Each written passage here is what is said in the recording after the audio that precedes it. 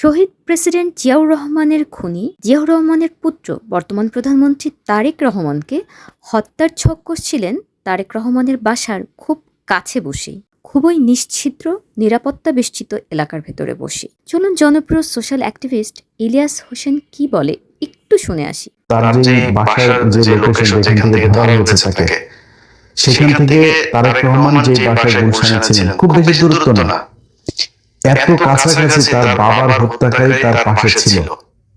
কিভাবে ছিল এই প্রশ্নের উত্তর খুঁজে বের করা দরকার। আমরা এটার জন্য সেনা প্রধান যিনি আছেন, যেহেতু বিষয়টা ডিএইচএস এর ভিতরে, এটার জন্য সেনা প্রধানকে জিজ্ঞাসাবাদ করা দরকার। সেনা প্রধান আজকে দাঁড়িয়ে রেখেছে কয়টা, এই জন্য বাংলাদেশের মানুষ সব ভুলে গেছে। এভাবে ভুলে গেলে কপালে বিপদ আছে আবারও। 10, 11, 12 দিন আগে কর্নেল অলির এক বিস্ফোরক বক্তব্যে নড়েচড়ে বসে বাংলাদেশের গোয়েন্দা সংস্থাগুলো সহ পাকিস্তানের গোয়েন্দা সংস্থা আইএসআই। কি বলেছিলেন তিনি?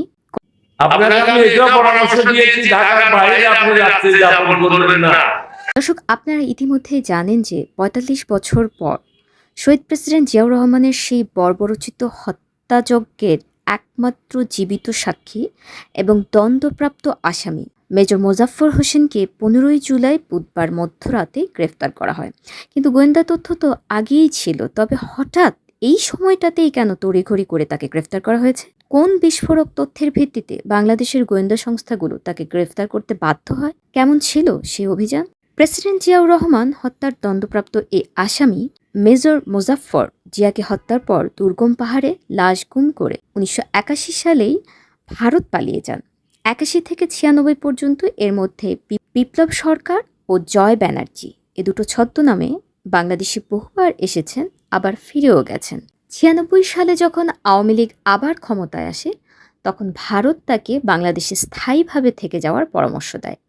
2024 সালের 5ই আগস্ট যখন হাসিনা সরকারের পতন হলো, তখন এই মোজাফফর হোসেন আবার ভারত পালিয়ে যায়, কারণ তখন তিনি নিরাপত্তাজনিত অনিশ্চয়তায় ভুগছিলেন। কিন্তু এখন নতুন করে সে এক অন্য মিশন নিয়ে দেশে এসেছে। প্রবাদ আছে, কাঁটা দিয়ে কাঁটা তোলা। ভারত সবসময় চায় তাদের বিশ্বস্ত বন্ধুদের দিয়ে তাদের কিলিং মিশনগুলো সম্পূর্ণ করাতে। খুনি তারেক জিয়ার অনেকটা কাছাকাছি পর্যন্ত চলে গিয়েছিল। বাংলাদেশে এই মুহূর্তে 3টা দেশের গোয়েন্দা সংস্থাই কিন্তু পুরোপুরি সক্রিয় আছে: র, আইএসআই এবং ডিজিএফআই। এর মধ্যে আইএসআই এবং ডিজিএফআই এই গোয়েন্দা সংস্থা মিলে নিশ্চিত হন বর্তমান প্রধানমন্ত্রী তারেক রহমানের প্রাণনাশের হুমকি রয়েছে। প্রধানমন্ত্রীর চীন সফর প্রতিবেশী দেশ ভারতকে এক ধরনের অস্বস্তির মধ্যে ফেলে দিয়েছে। তাছাড়া ভারতের চিরশত্রু পাকিস্তানের সঙ্গে বর্তমান সরকারের ঘনিষ্ঠতা ভারত কখনোই ভালো চোখে নেয়নি। অতীত ইতিহাসে দেখা গেছে ভারতের বিপক্ষে গিয়ে বাংলাদেশের কোনো সরকার প্রধানই টিকে থাকতে পারেনি কিংবা তারা রাখেনি। গোয়েন্দা সংস্থাগুলোর তথ্যের ভিত্তিতে প্রধানমন্ত্রী তারেক রহমানের নির্দেশে মেজর মোজাফফর হোসেনকে দ্রুত গ্রেফতারের ছক আঁকে সিআইডি, ডিবি এবং ডিজিআইএফের সমন্বিত চৌকস এক গোয়েন্দা দল। কিন্তু ছদ্মবেশে লুকিয়ে থাকা এই মোজাফফর হোসেনকে শনাক্তকরণ এতটা সহজ ছিল না। গোয়েন্দাদের কাছে একটা নিশ্চিত তথ্য ছিল, মোজাফফর হোসেনের নাকের নিচে কালো আঁচিল সদৃশ একটা চিহ্ন আছে এবং তার মেয়ে বাংলাদেশের এক টেলিকম কোম্পানিতে চাকরি করেন।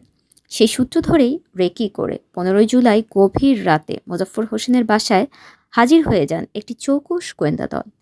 এত রাতে কে বা কারা বাসায় আসতে পারে, এ নিয়ে পরিবারের ভেতর কিছুটা অস্বস্তি তো তৈরি হয়েছিল বটেই, তবু ধীর পায়ে দরজা খুলতে মোজাফফর হোসেনই এগিয়ে আসেন। দরজা খোলার পর কি আশ্চর্য, ডিবি কর্মকর্তার চোখের সামনেই সেই বয়োজ্যেষ্ঠ দাঁড়িয়ে আছেন। তার নাকের নিচে আবছা আলোয় দেখা যাচ্ছে সেই বিশেষ শনাক্তকরণ চিহ্ন, কালো আঁচিল সদৃশ কিছু। গাহিম করা এই অবস্থার ভেতর দিয়ে যেও ডিবি কর্মকর্তা তার মাথা বরফ শীতলেই রাখলেন। তখন আরও নিশ্চিত হবার জন্য জিজ্ঞেস করলেন, আপনি কে? আমরা তো আপনার মেয়ের অফিস থেকে এসেছি। সে কোথায়?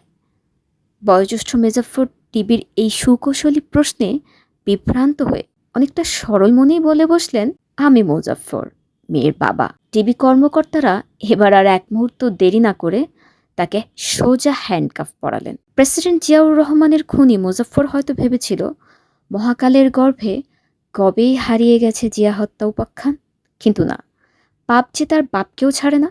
শহীদ প্রেসিডেন্ট জিয়ার সেই বর্বরচিত হত্যার পর যে খুনিরা ক্ষান্ত হয়নি, বরং তারই সুযোগ্য পুত্রের জীবন নাশের নতুন পরিকল্পনা নিয়ে মাঠে নেমেছে, সেই খুনিকে গ্রেফতার করে শুধু বর্তমান প্রধানমন্ত্রী তারেক জিয়াকে আরেকটি কিলিং মিশন থেকেই বাঁচানো হয়নি, বরং জিয়াউর রহমানকে সেদিন কে বা কারা হত্যা করতে চেয়েছিল, কেন শেখ হাসিনা দেশে ফেরার মাত্র ১৩ দিনের মাথায় চট্টগ্রাম সার্কিট হাউসে জিয়াকে এমন নৃশংসভাবে প্রাণ দিতে হয়েছিল, অথবা কেন জিয়াউর রহমানের মৃত্যুর দিন বোরকা পরে শেখ হাসিনা বর্ডার দিয়ে পালিয়ে গেলেন, এই প্রশ্নগুলোর উত্তর এখন জাতি জানতে চায়।